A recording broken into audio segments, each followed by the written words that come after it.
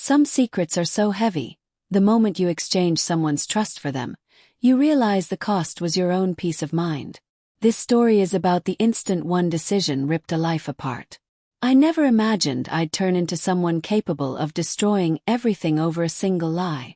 Yet here I am, haunted by a choice that wrecked my relationship and shattered my sense of self. It all began with Daniel. He was my whole world. My partner of 5 years, the one who knew my heart inside and out. People called us solid. We were the couple with unshakable love. We were planning a summer wedding, saving for a new home, and dreaming about the life ahead like it was just within reach. Then came Ethan. He wasn't a stranger. He was Daniel's best friend since college. A magnetic personality with a grin that could defy rules and steal hearts. He was always around. Game nights, BBQs, road trips. I saw him like family, until everything changed one evening. It was a Thursday. Daniel had a late shift. Ethan dropped by to return some tools Daniel had forgotten. I let him in. We had a beer. And then something shifted. He seemed distant, almost troubled. When I asked what was bothering him, he looked at me with this strange mix of sadness and guilt and said something I wish I'd never heard. "Daniel's been seeing someone," he told me, his gaze locking onto mine with quiet intensity. "I thought you deserved the truth." Froze. Daniel. My Daniel. I laughed it off, but Ethan didn't. He showed me screenshots. Messages with a woman named Claire. They weren't graphic, but they were close enough to feel like betrayal. My stomach turned. "He's keeping this from you," Ethan whispered. "I didn't want to show you, but I couldn't watch you be played like this." I was stunned. I wanted to go straight to Daniel, demand the truth, but Ethan stopped me.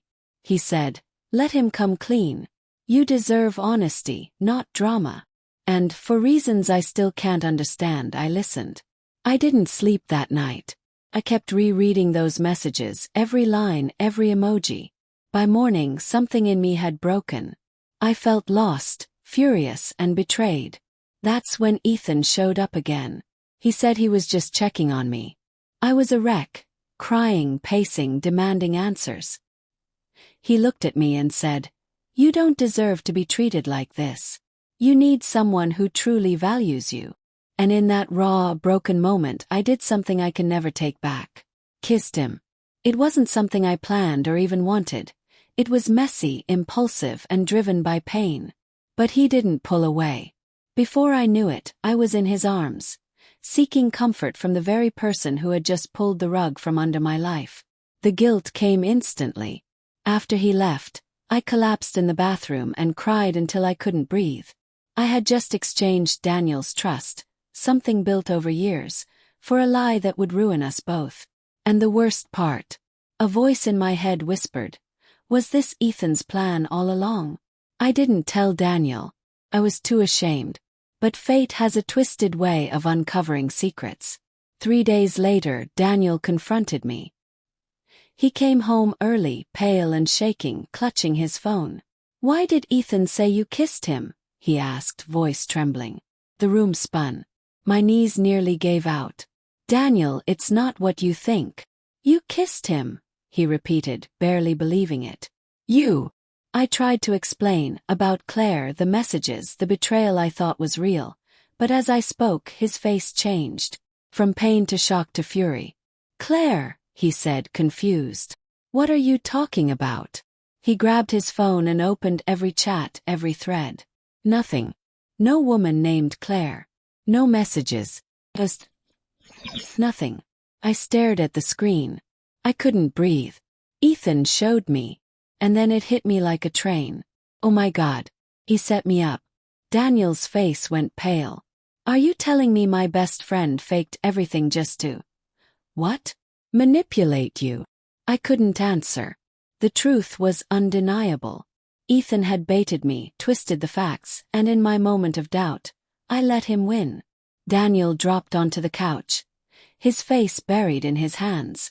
I reached out, but he recoiled. "Do you realize what you've done?" he said, voice trembling. "I would have believed you.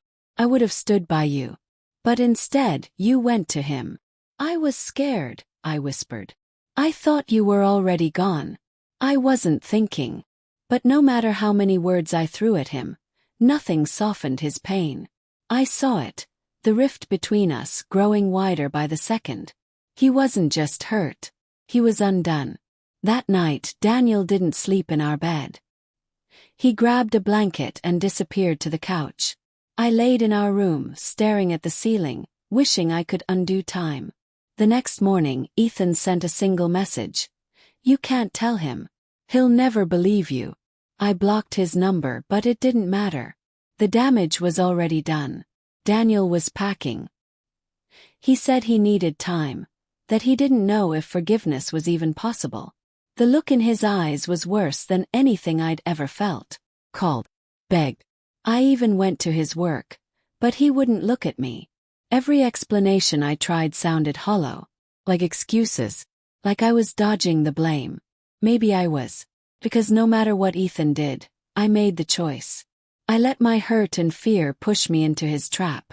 And in doing so, I destroyed the one thing Daniel and I swore to protect: our trust. The last thing he said before leaving still echoes in my mind. It's not even about the kiss, he said softly. It's that you didn't believe in us. If you had, nothing Ethan did could have touched us. He was right. Now I live under the shadow of that truth. Daniel hasn't called. I don't know if he ever will. Ethan vanished like he was never real, like a storm that tore through my life and left everything in ruins. I gave up Daniel's love for a lie, and lost everything. This story is a reminder. Betrayal isn't always the act itself. Sometimes it's losing sight of who you are when everything's falling apart. What would you have done? Trusted the screenshots, or asked your partner first?